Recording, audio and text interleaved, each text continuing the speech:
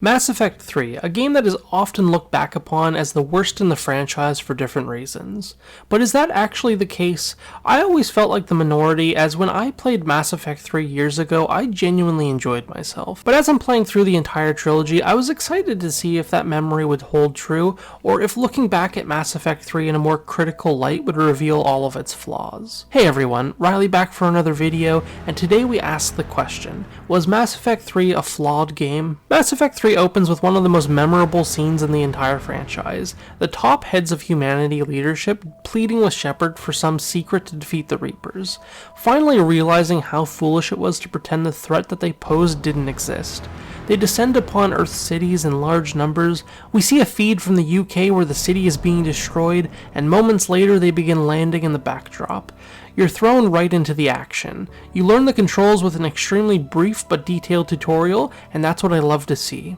The silky smooth movement and controls from Mass Effect 2 are carried on and further improved upon in Mass Effect 3, especially with the quality of animations we see brought in. The addition of the combat role made gunfights a lot more fluid and fast-paced as well. Gunplay also sees a general improvement in overall quality. This includes how the guns handle, aim, and shoot. Whilst running through the city's ruins, you find a child, scared and alone, a grim reminder of what war looks like.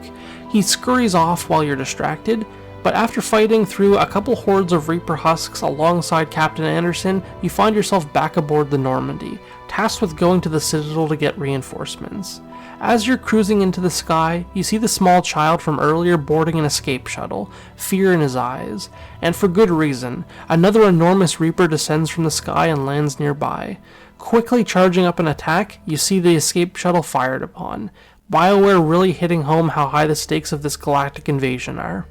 As the Normandy is about to depart for the Citadel, Admiral Hackett sends a broadcast asking you to stop at a research facility on Mars. Your old crewmate Liara may have found something that could help defeat the Reapers. Upon landing, you're given your first look at the skill tree, and I have to say this is my favorite iteration between the three games. The skill tree from the first game felt extremely detailed, if not a bit linear. Mass Effect 2 really condensed down the skill tree to prevent players from having too many strong abilities, but I felt this also negatively affected how unique you could build your character. Mass Effect 3 has a perfect blend between the two, having a condensed skill tree similar to the second game, but giving you different upgrade paths you could take to add the flavor of replayability back into the character building process. After playing around with your skill tree, you are met with resistance in the form of Cerberus mercenaries. It looks like they attacked the facility in the confusion caused by the Reaper invasion, likely looking for the same data Liara was gathering. Inside, you find dozens of slaughtered unarmed scientists. Mass Effect 3 really pushes Cerberus past the morally grey organization they were in Mass Effect 2, and makes them, as well as the Elusive Man, fully fledged villains for the finale. At the end of the mission, there's a confrontation with the Elusive Man, and it's revealed he wants to not only stop the Reapers, but control them and use them as weapons to further humanity, and more likely his own goals. A bold, if not foolish goal. After a quick chase of Cerberus agents, which turns out to be an AI, you retrieve Liara's data and head off to the Citadel. Ashley was badly wounded by the agents, so you seek medical attention and the assistance of the Council to defend Earth. After a short meeting with the Council, surprise surprise, they are unwilling to send help to Earth. They feel obligated to separately defend their own systems, splitting up all military and making the Reaper's job much easier. At this point, you're essentially thrown into the galaxy to build alliances, gain resources and military assets to assist with defeating the Reapers.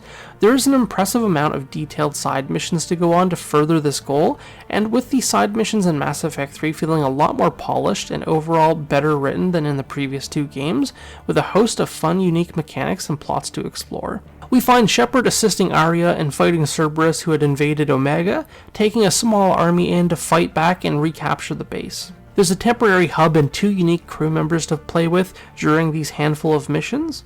There's another mission where you assist Grunt in fighting back a Reaper-controlled Rachni infestation, the entire team helping you to defeat a clone that Cerberus made of you, who tries to steal your identity and lock you away in a vault. The list goes on, each mission ending in Shepard gaining a valuable ally for the war effort, such as all of Aria's mercs, the Rachni Queen, and a host of other fleets and allies to join your upcoming battle. We also see the overall economy of Mass Effect 3 greatly improved. It feels like you get credits at a much more balanced rate, and there are a lot more guns, armor, weapon perks, and more to purchase, which gives the player much more reason to complete the host of side content in this game. About 10 hours into Mass Effect 3, I realized the overall lack of loyalty missions for crew members though, and at first this was felt sorely. I thought this was kind of lazy and disingenuous to the franchise as a whole, a series built upon character development and backstories, but I quickly realized that the majority of crew members from the previous games, as well as the few new recruits that joined in Mass Effect 3, have overarching side missions and main missions that star them. Whilst they aren't specifically delving into the character's backstory per se,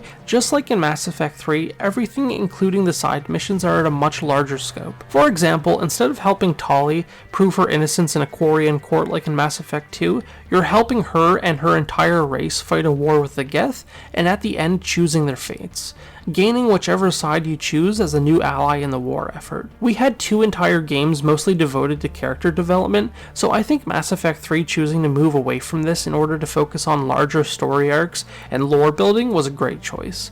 You're forced to make crucial difficult story choices in almost every mission to a much larger degree compared to previous titles. Now I wanted to talk about some of the DLC. The Citadel DLC was a mixed bag for me. Whilst the idea of Shepard's clone, which was quickly discussed in Mass Effect 2, finally having its own storyline was a really neat concept, the complete shift in tone for the writing was extremely jarring to me at first. The entire crew was working together to stop Shepard's clone from stealing his identity, as well as the Normandy, but every 5 seconds they're cracking these dry-ass jokes. But I realized after a while that this was the last bit of DLC that BioWare was adding to the game, and likely wanted to make something a bit more lighthearted and fun with the crew together as a final send-off. Yes, it was a load of fan service, but after the initial jarring change in pace, I found myself enjoying it. Mainly because you have all of the crew members you've met in the trilogy come together for a mission, and it was a really nice send-off. We also see the Leviathan mission added as well, which gives much appreciated context to the Reaper's origins. A very well done mission where we get to fight off the Reapers, control a mech, and explore the ocean floor to find the last of the ancient Leviathan race, the creators of the Reapers. Once ruling the galaxy similar to how the Protheans had, the Leviathans were revered as gods by the other organics, but the other organics would often create machines that would rise up and kill their creator species.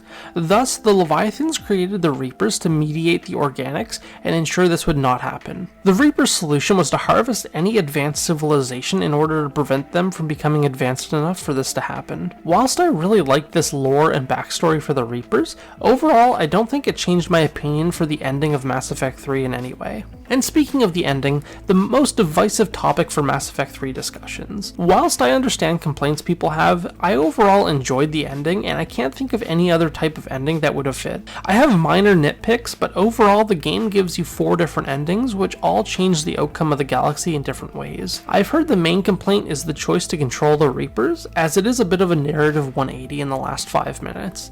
But I would disagree. Whilst you never entertain the Elusive Man's plans to control the Reaper, I found this was more due to Shepard's general distrust of the Elusive Man and Cerberus as a whole, rather than the idea itself. Since the beginning of Mass Effect 3, it's quite clear the Elusive Man is slowly drifting into indoctrination, and this is proven quite clear as the final cinematic, where he confronts Ewan Anderson. But while speaking to the Catalyst, an unbiased synthetic, it lays your options to change the course of the Reapers in front of you. It no longer wishes to stop you, as you've managed to get all the way to this point. It's clear the Reapers' programming is no longer sufficient to control the chaos of organics. Uploading your consciousness into the machine and essentially overriding it and turning yourself and your ideals into the new Reaper AI is a fantastic ending in my opinion. You can use the Reapers for good to mediate the species of the galaxy rather than destroy them. I will say that I wish the red ending was written in a way where the blast would only affect the Reapers rather than all synthetics.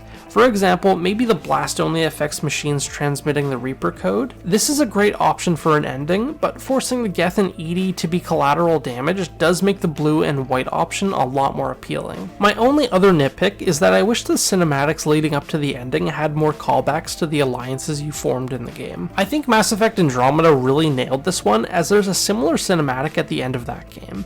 Seeing more action sequences at the end with characters like Jack, Aria's fleet, Grunt, I mean the list goes on. It was a little underwhelming in comparison to the absolute banger that is the end of Andromeda. I mean, that entire sequence trying to fire off those missiles at the Reaper could have been replaced with a cinematic of your crewmates working together to destroy the Reaper, and I wouldn't have complained one bit. So overall, I think Mass Effect 3 has some minor flaws, but what's actually in the game is fantastic. Is there some minor changes I would make? Sure. But I think what the writers decided to go with is perfectly fine. Between Mass Effect 3 having the smoothest controls, movement, and combat in the series, some of the best world and lore building, not to mention the crazy and well-written missions that delve into plot points that have been built up over 3 games, I would give Mass Effect 3 an overall score of S tier.